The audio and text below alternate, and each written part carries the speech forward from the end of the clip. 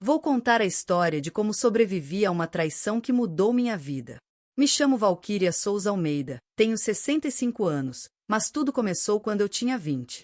Nasci em Jequié, no interior da Bahia, numa época em que o cacau já não sustentava mais a cidade. Hoje vivo em Curitiba, onde construí uma nova vida, mas carrego as cicatrizes de um passado que guardei em segredo por décadas. Essa história não é fácil, mas precisa ser contada para que outras pessoas não caiam na mesma armadilha que eu. Cresci numa casa simples no bairro Jequizinho, de tábuas, com teto que pingava na chuva. Dividia um colchão com minhas irmãs, e desde os 12 anos trabalhava como ajudante nas casas dos ricos da cidade. Aos 17, consegui um emprego na fábrica de roupas do seu Ademar. Era um trabalho árduo, costurando o dia todo, com as costas doendo e um salário que mal dava para sobreviver. Minha mãe, Dona Cleide, lavava roupa para fora, com as mãos tortas de tanto esfregar. Meu sonho era simples: conhecer o mar e comprar uma casa de alvenaria para dar um descanso para Mainha. Eu tinha um namorado, o Zé Carlos, mecânico na oficina do pai. Namorávamos escondido, sonhando com o dia em que juntaríamos dinheiro para casar. Mas a vida tem um jeito de virar tudo de cabeça para baixo. Quando contei que estava grávida, ele sumiu. Disse que ia trabalhar em Salvador, mas era mentira. Fiquei sozinha, com o coração partido e uma barriga crescendo. Minha mãe me apoiou, mas no 5º mês de gravidez, senti uma dor terrível na fábrica. Escorreguei no chão liso e perdi meu bebê. Voltei do hospital com um vazio que não explicava. A cidade inteira ficou sabendo, e as fofocas não perdoaram. É o que dá namorar escondido, diziam. Voltei ao trabalho, mesmo com o corpo fraco, porque precisava do dinheiro. Foi nessa época que meu tio Valdemar apareceu. Ele era irmão da minha mãe, vivia em São Paulo e às vezes na Europa. Chegou de carro alugado, com roupas de marca, trazendo presentes para todos. Era o orgulho da família, o homem que venceu na vida. Contava histórias de ruas limpas na Europa, de empregos que pagavam bem, e a gente acreditava. Numa noite, ele chamou minha mãe para conversar na cozinha. Espiei pela fresta da porta e ouvi ele dizer que tinha um amigo em Lisboa, dono de uma fábrica de conservas, que precisava de trabalhadoras brasileiras. Pagava em escudos portugueses, dava alojamento e comida. Valquíria podia ganhar em um mês o que não ganha em um ano na fábrica do Ademar, ele disse. Minha mãe hesitou, mas eu pensei na casa para Mainha, no descanso que ela merecia. Pedi 2 dias para pensar. Fui ao cemitério, onde enterraram meu bebê sem nome, e conversei com ele. É o caminho certo? Perguntei. O vento balançou as flores de papel que levei, e tomei como um sinal. Decidi ir. A despedida foi dura. Minha mãe chorou, me abençoou e me deu um santinho de São Jorge. Guarda na bolsa, minha filha, ele te protege. Arrumoei minhas coisas numa mala pequena que tio Valdemar me deu. Era a primeira mala da minha vida. Ele cuidou de tudo: passaporte, passagem, visto. Em 2 semanas, eu estava pronta. Nunca tinha viajado de avião, e a ideia me dava um frio na barriga, mas também uma animação danada. Pensei, é agora que minha vida vai mudar. A viagem começou com um ônibus de Jequié a Salvador, com tio Valdemar me explicando como seria o trabalho em Lisboa. De Salvador, voamos para São Paulo, onde fiquei 3 dias na casa de uns amigos dele. Eram pessoas estranhas, falavam pouco comigo. Tinha outras moças lá, todas jovens, todas indo para a Europa para trabalhar como cozinheiras, faxineiras ou operárias.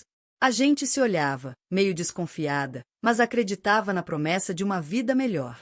O voo internacional foi de São Paulo a Lisboa, com escala em Madrid.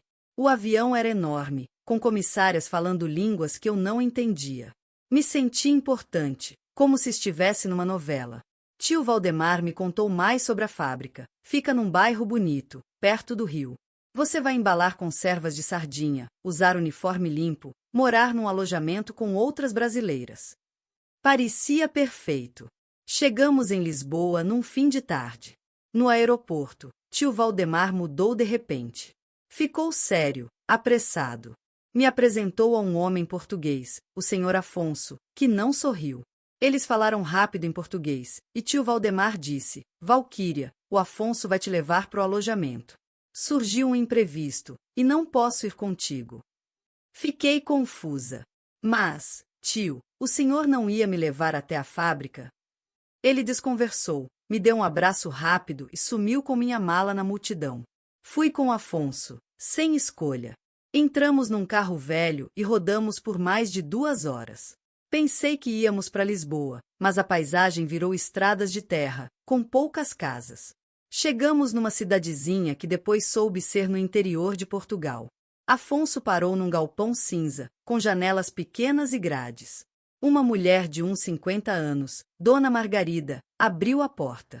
Bem-vinda, disse, com um sorriso frio. O lugar cheirava a mofo e produtos químicos. Cadê a fábrica? Perguntei. Dona Margarida riu. Não tem fábrica nenhuma, querida. Aqui é uma oficina de costura. Você vai trabalhar para mim. Meu coração parou. Mas meu tio disse que era uma fábrica de conservas. Ela trocou um olhar com Afonso e disse: seu tio sabia exatamente para onde você vinha. Ele recebeu 2.000 escudos por você. Foi como se o mundo desabasse. Tio Valdemar, irmão da minha mãe, tinha me vendido como se eu fosse mercadoria. Tentei correr, mas Afonso me segurou. Gritei, mas Dona Margarida tapou minha boca. Quanto antes aceitar, menos vai sofrer. Me levaram para um quartinho com uma cama de ferro, um armário quebrado e uma janela trancada com grades. A porta só abria por fora. Era uma prisão. Passei a primeira noite chorando, agarrada ao santinho de São Jorge, pedindo para acordar daquele pesadelo. Mas a manhã chegou, e eu ainda estava lá. Dona Margarida entrou com um uniforme velho. Hora de trabalhar. A máquina não espera. Disse que eu tinha uma dívida, a passagem, o alojamento, a comida. Você só sai quando pagar tudo. Me levou pro galpão, onde umas 15 mulheres costuravam sem parar. Tinha brasileiras, africanas, algumas portuguesas. Todas com o mesmo olhar vazio. Trabalhavam 14 horas por dia, com uma pausa curta para comer um pão duro e sopa aguada. Quem parava levava bronca ou perdia a comida do dia. Eu não sabia costurar tão bem, mas aprendi na marrã. As máquinas eram velhas, cortavam os dedos se você não tivesse cuidado. No primeiro dia, fiz tudo errado, e Dona Margarida me deu um tapa na cara. Se não melhorar, vai trabalhar à noite também. À noite, elas faziam as costureiras limparem o galpão. Dormíamos umas 5 horas, exaustas, para começar tudo de novo. Conheci a Márcia, de Fortaleza, que estava lá há 2 anos. Ela me contou que a dívida nunca acabava. Eles sempre inventam mais coisas para cobrar. Quem tenta fugir é pego, e aí é pior.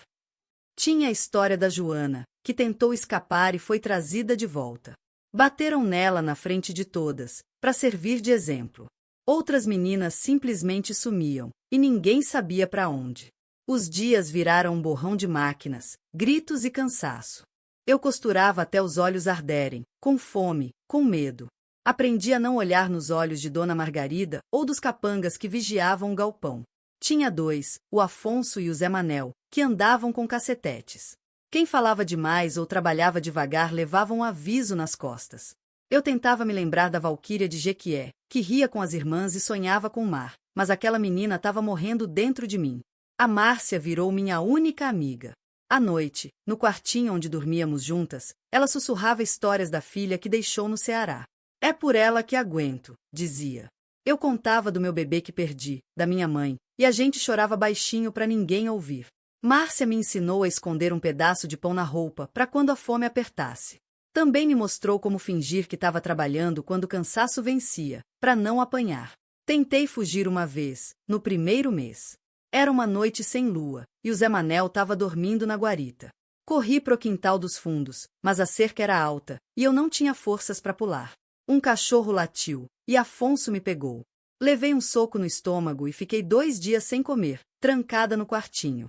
Próxima vez, não vai ser só isso, Dona Margarida avisou. Depois disso, desisti de fugir, mas não de sobreviver. Passei a rezar toda noite com o santinho de São Jorge. Me tira daqui, meu santo, ou me dá força para aguentar. Às vezes, sonhava com minha mãe, com o cheiro de feijão cozinhando na nossa casa. Mas os sonhos acabavam, e a realidade voltava, o barulho das máquinas, o peso da dívida. Dona Margarida mandava cartas falsas para minha família, dizendo que eu estava bem, trabalhando numa fábrica chique. Mandavam até uns trocados para manter a mentira, mas a dívida só crescia. Depois de um ano, comecei a entender um pouco de português de Portugal, o suficiente para captar as ordens e as conversas dos capangas. Descobri que o galpão fazia roupas para uma marca grande, que vendia em lojas caras. A gente recebia centavos por peça, enquanto eles lucravam fortunas. Tinha dias que eu costurava até sangrar os dedos, mas o dinheiro nunca era meu. Tudo ia para pagar a dívida. Teve um momento que quase desisti de tudo. Foi no segundo inverno, quando peguei uma febre forte. Não me deixaram parar de trabalhar, mesmo tossindo e tremendo. Márcia roubou um remédio para mim, mas eu estava tão fraca que achei que ia morrer. Pensei no meu bebê, na minha mãe, e senti raiva de mim mesma por ter acreditado no tio Valdemar. Mas aí lembrei da promessa que fiz no cemitério: vou sobreviver por Mainha. Aquilo me deu um restinho de força. Aos poucos, fui aprendendo a jogar o jogo deles. Fingia obediência, trabalhava rápido, não respondia. Dona Margarida até me elogiava às vezes, dizendo que eu era das boas. Mas por dentro, eu planejava. Observava a rotina do galpão, os horários dos capangas, as saídas de Dona Margarida. Sabia que, se quisesse escapar, precisava de um plano perfeito. E então, no terceiro ano, apareceu uma esperança que eu nunca imaginava. A esperança veio na forma de um homem chamado Senhor Manuel, um motorista que entregava tecidos pro galpão. Ele era diferente dos outros. Tinha uns 60 anos, falava baixo, tratava a gente com respeito. Às vezes, trazia pão fresco escondido e dava pras meninas quando os capangas não estavam olhando. No começo, eu desconfiava. Já tinha visto homens fingindo bondade para ganhar confiança. Mas Manuel nunca pedia nada em troca. Uma vez, ele viu um machucado no meu braço, de quando Zé Manel me empurrou contra uma máquina. Quem fez isso? Perguntou, com um olhar triste. Eu não respondi, com medo. Mas ele voltou na semana seguinte e deixou um bilhete dentro do pão. Se precisar de ajuda, me fala. Guardei o bilhete no forro do colchão, junto com o santinho de São Jorge. Não sabia se podia confiar, mas era a primeira luz que via em anos. Contei para Márcia, e ela ficou com medo. Pode ser uma armadilha, Val. Lembra da Joana? Mas eu sentia que Manuel era diferente. Ele contava histórias da filha, que tinha minha idade e trabalhava numa escola. Você me lembra ela, ele disse uma vez. Aos poucos, comecei a conversar com ele, só uma frase ou outra quando entregava os tecidos. Contei que estava ali contra minha vontade, que tinha sido enganada. Ele ouviu tudo em silêncio, sem prometer nada. Um dia, ele trouxe outro bilhete. Segunda-feira, 9 da noite, Porta dos Fundos. Esteja pronta. Meu coração disparou. Segunda era o dia em que Dona Margarida saía para fazer contas, e só o Zé Manel ficava. Era a chance. Passei a semana juntando coragem e algumas moedas que roubei das caixas de costura. Não contei para ninguém, nem para Márcia. Se desse errado, não queria que ela pagasse o preço. Na segunda-feira, fingi normalidade o dia todo. Costurei, obedeci, mantive a cabeça baixa. Às 8 da noite, Dona Margarida saiu, e Zé Manel ficou na guarita, meio distraído. Às 9 em ponto, ouvi um barulho na frente do galpão. Era Manuel, que tinha derrubado umas caixas de propósito. Zé Manel foi ver, e eu corri para a porta dos fundos. Manuel estava lá, num carro velho, com o motor ligado. Pulei dentro, me abaixei no banco, e ele acelerou. Chovia forte, e eu tremia de medo e frio. Consegui, Valquíria, ele disse. Só acreditei quando saímos da cidade. Manuel me levou para a casa da irmã, Dona Teresa, numa vila rural. Era uma casa simples, com galinhas no quintal e um fogão a lenha. Teresa não fez perguntas. Me deu roupas secas, um prato de sopa quente e um quarto nos fundos. Passei os primeiros dias dormindo, como se meu corpo finalmente pudesse descansar. Mas o medo não ia embora. Imaginava a Dona Margarida e os capangas me procurando. Manuel disse que o galpão não denunciava fugas para a polícia, porque o trabalho era ilegal. Mesmo assim, eu não saía da casa. Ajudava Teresa na cozinha, limpava o quintal, qualquer coisa para me sentir útil. Enquanto isso, Manuel planejava minha volta pro Brasil. O problema era que eu não tinha documentos. Meu passaporte estava com Dona Margarida, e sem ele, eu não podia viajar.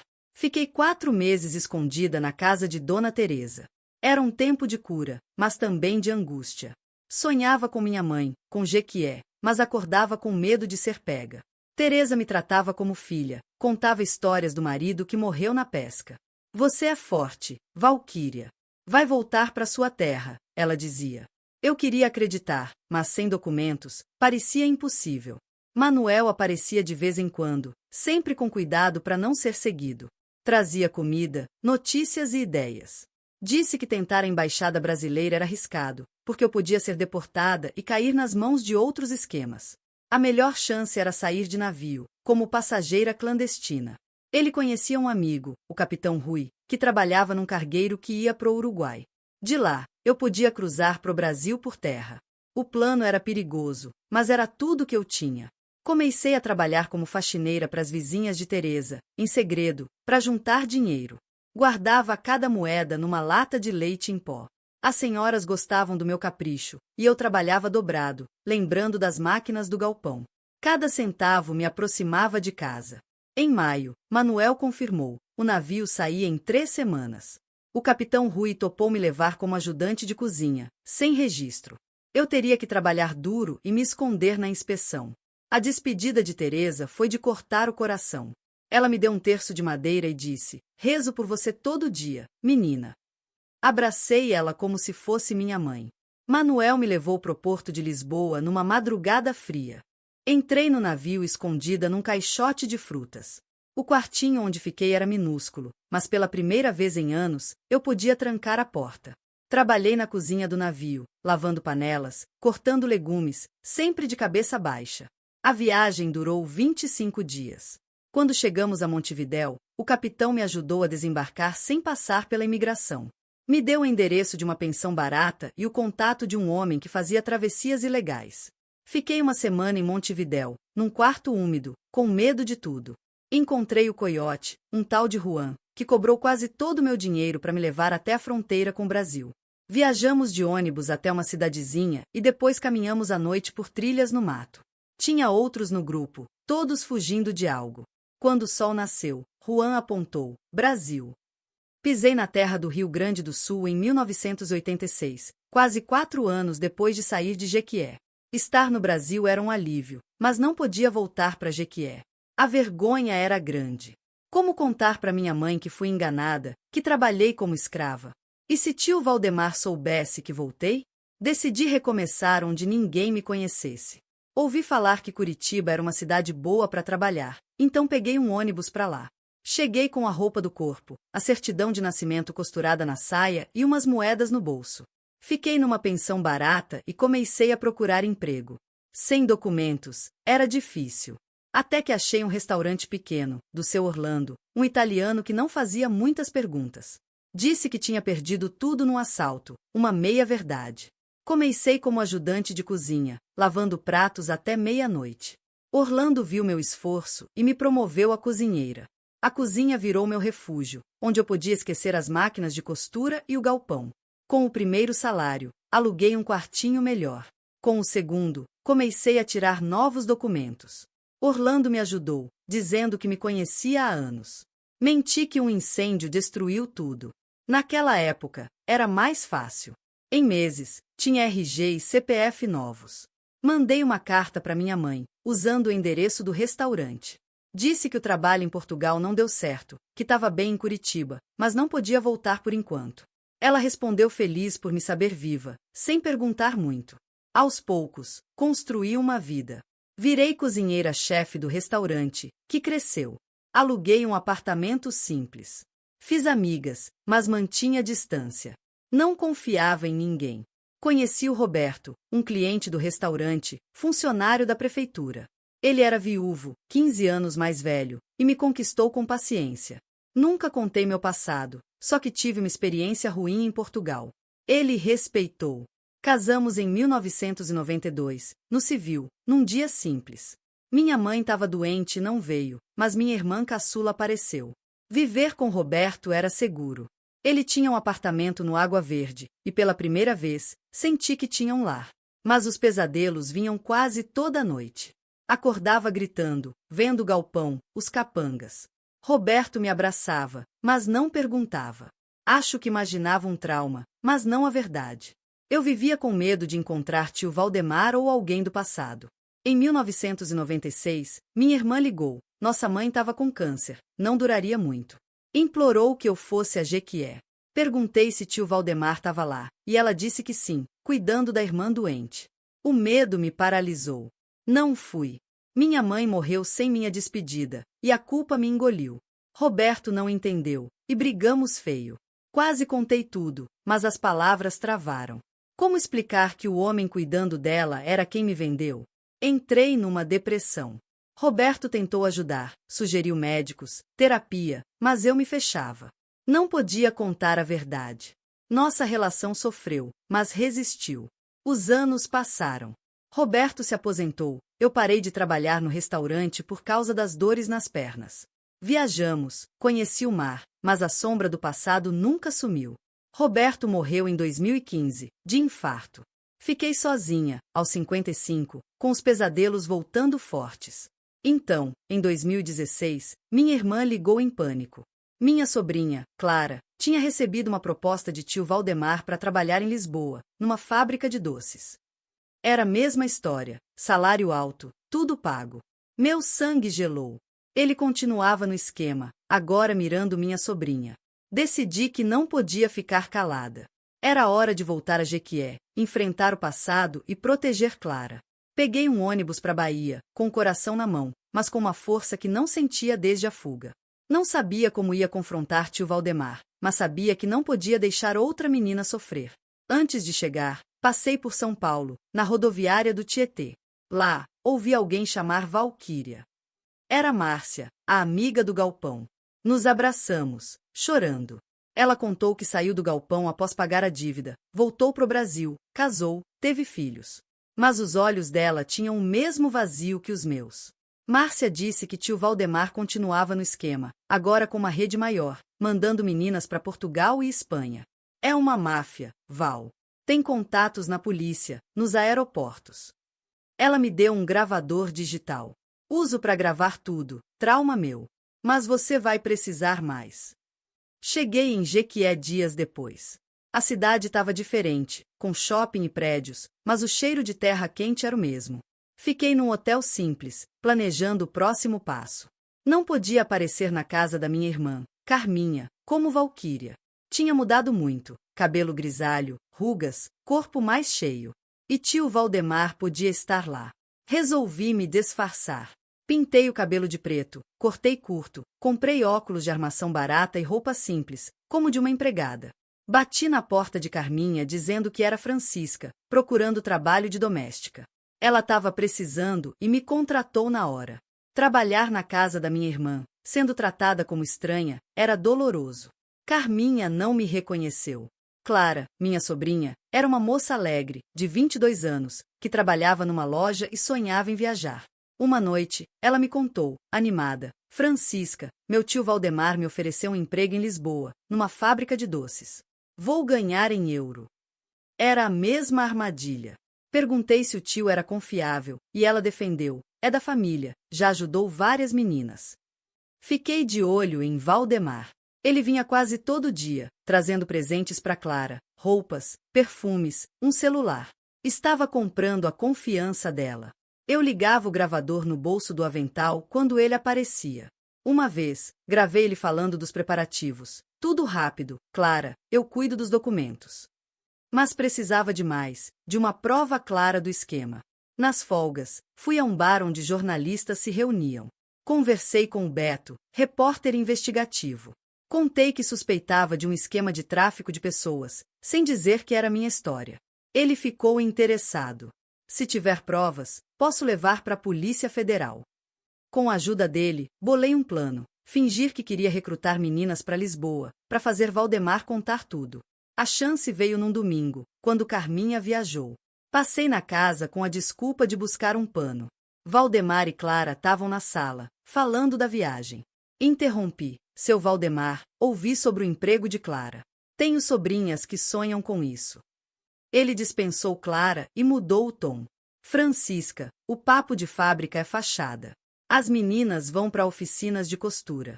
Ganham bem, mas é trabalho pesado. Eu pego 5.000 euros por menina, mais uma parte do lucro.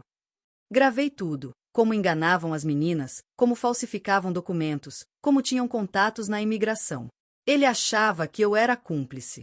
Então, revelei: você não me reconhece? Sou Valquíria, que você vendeu para um galpão em Portugal. Ele ficou branco, tentou negar. Mostrei o gravador e toquei a confissão. Não preciso provar o passado. Isso aqui prova o que você faz agora. Ele avançou para me pegar, mas tropeçou e caiu. Clara voltou, assustada. Contei que eu era tia dela, que Valdemar ia vendê-la. Toquei a gravação. Ela chorou, sem acreditar. Naquela noite, contei minha história toda: a traição, o galpão, a fuga. Quando Carminha voltou, repeti tudo. Ela me reconheceu por uma cicatriz de infância. Chorou, pedindo perdão por não saber.